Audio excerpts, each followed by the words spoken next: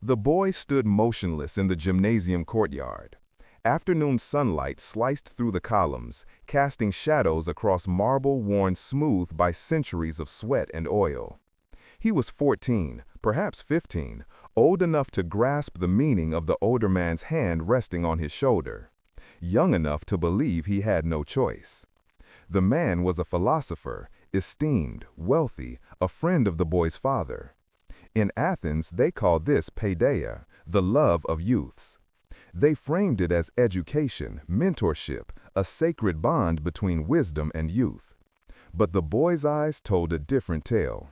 Frozen, distant, they held the stillness not of peace, but of a mind that had learned to detach from its body. This wasn't mythology. This was an allegory. This was a Tuesday in classical Athens. If you're drawn to the shadowed corners of ancient history, the parts left out of philosophy lectures, leave a like, subscribe, and share your thoughts below. Where are you joining me from? I'm genuinely curious to know where these stories resonate. What corners of the world still seek to uncover what happened when no one was watching? Let's return to the marble and the shadows, to a time when the greatest minds in Western civilization built their legacy on the exploitation of youth. A vase sits in a museum now, British Museum, Gallery 22. Red figure pottery circa 480 BCE. It depicts a bearded man reaching toward a boy. The boy's arms hang limp at his sides. His face reveals nothing, not consent, not joy, just absence. Archaeologists label these courtship scenes. They line the shelves of major museums, hundreds, perhaps thousands of them, each showing the same pattern. An older man, a younger boy, the gesture unchanging. A hand reaching, a gift offered, wine, a hare, a rooster. The roosters held particular significance. A boy who accepted a rooster accepted everything that followed. Modern guides hurry past these vases.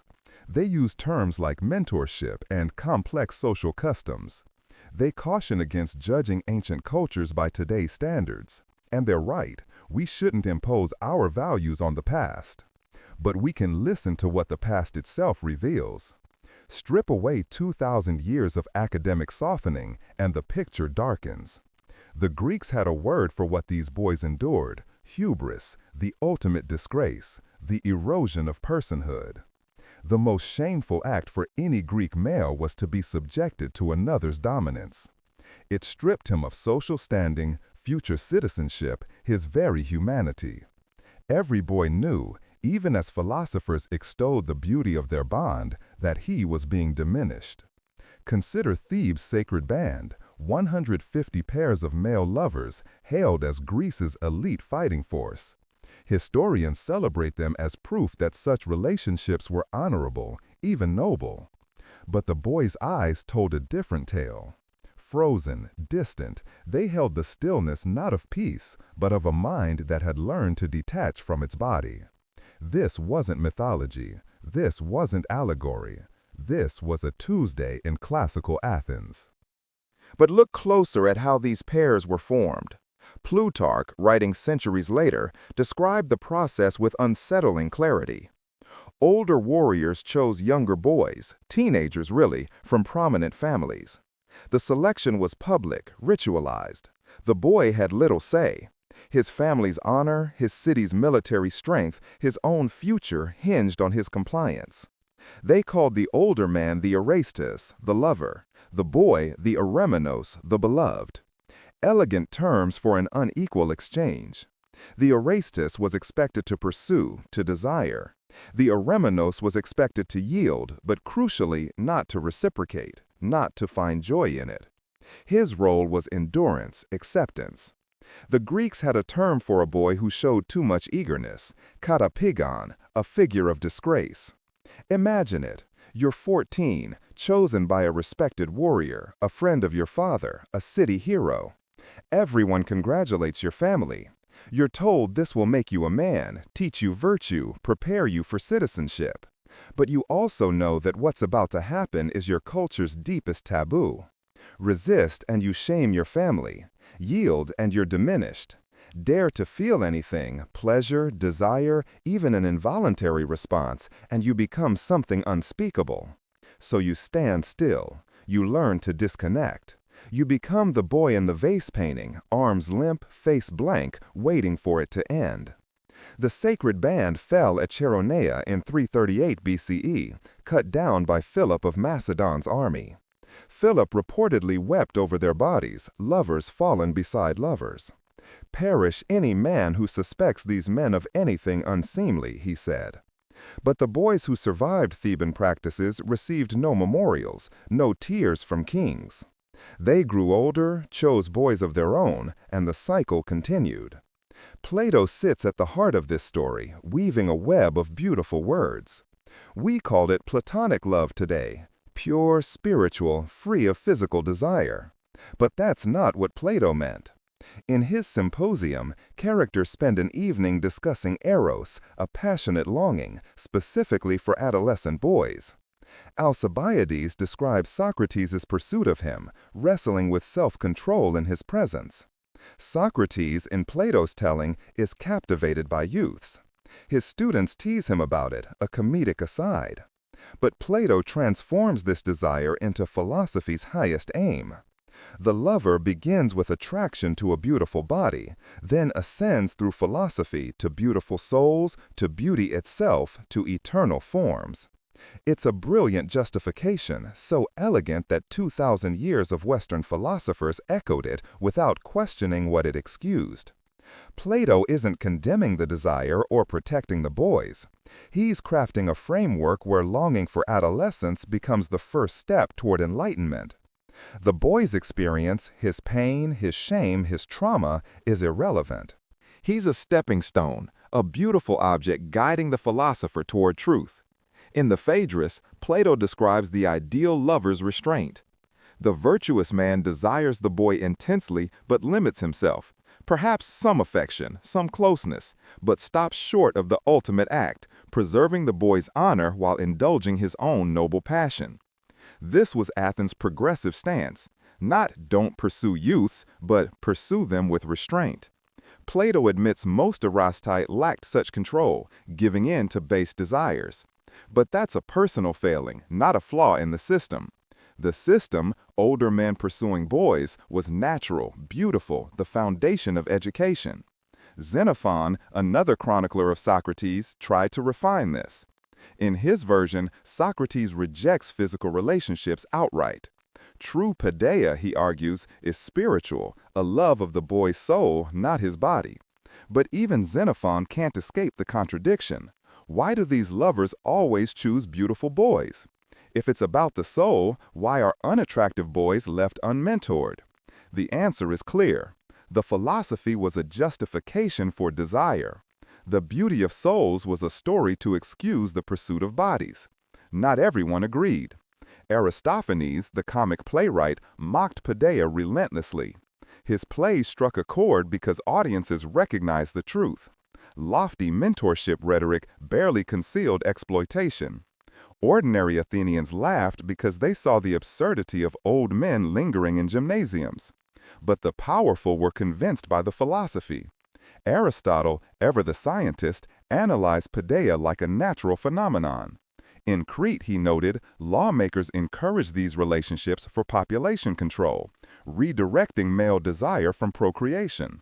The boy's suffering didn't factor into his equations. Elsewhere, Aristotle argued that such relationships were unnatural, a deviation from masculine roles.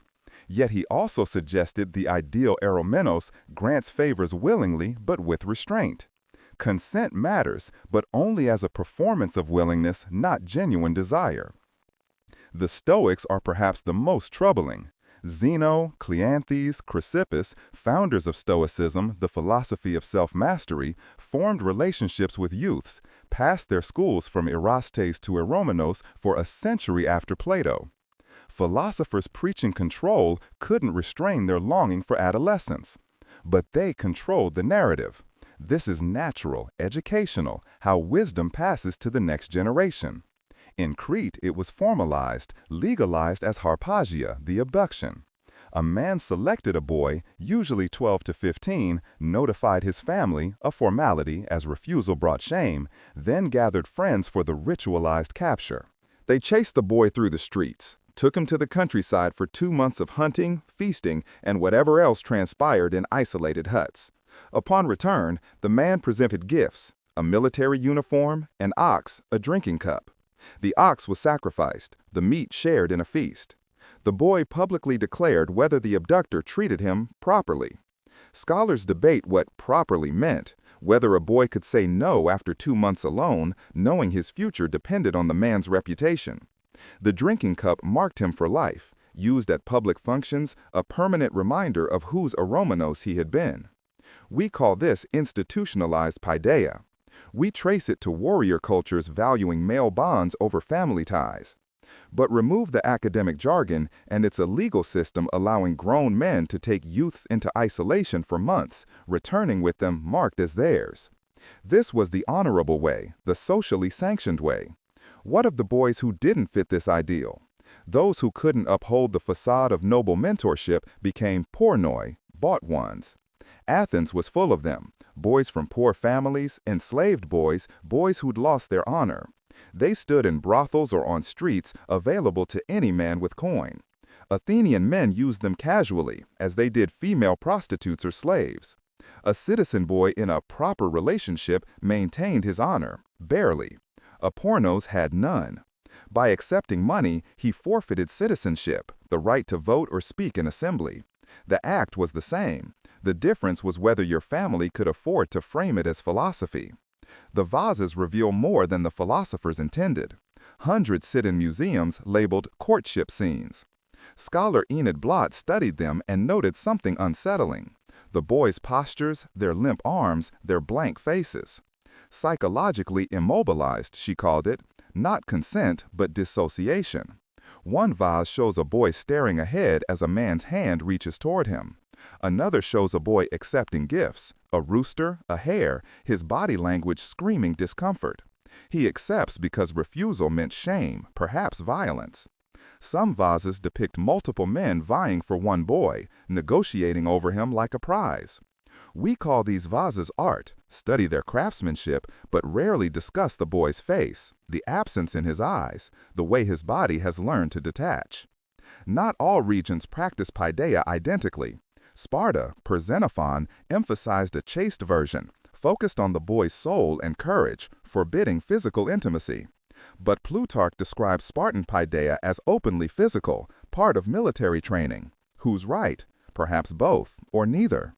What's certain, Spartan boys, taken from families at 7, raised by older males, beaten, starved, and paired with warriors, didn't choose their fate.